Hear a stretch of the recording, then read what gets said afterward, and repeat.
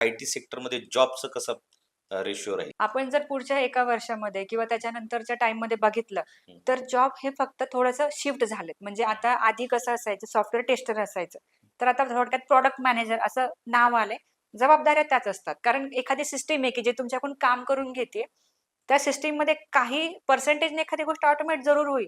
But तुम्हाला client delivery work ह्याच्यावरती focus करायचा आहे. त्यानंतर असे काही जॉब ज्याच्यामध्ये प्रॉम्प्ट इंजिनिअरिंग असेल, व्हिडिओ क्रिएशन असेल, ज्याच्यामध्ये ह्युमन डिपेंडन्सी जास्त आहे. अशा जॉबवरती तुम्हाला फोकस करणं गरजेचं आहे.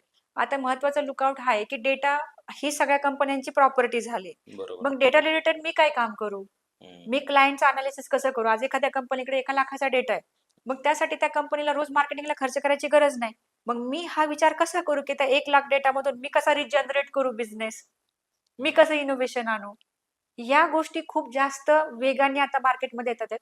तर त्यामुळं डेटा रिलेटेड जॉबला खूप व्हॅल्यू आहे. तुमच्या उत्तम आयटी करिअरसाठी आणि मार्गदर्शनासाठी आत्ताच आमच्या कोल्हापूर या शाखेला भेट द्या.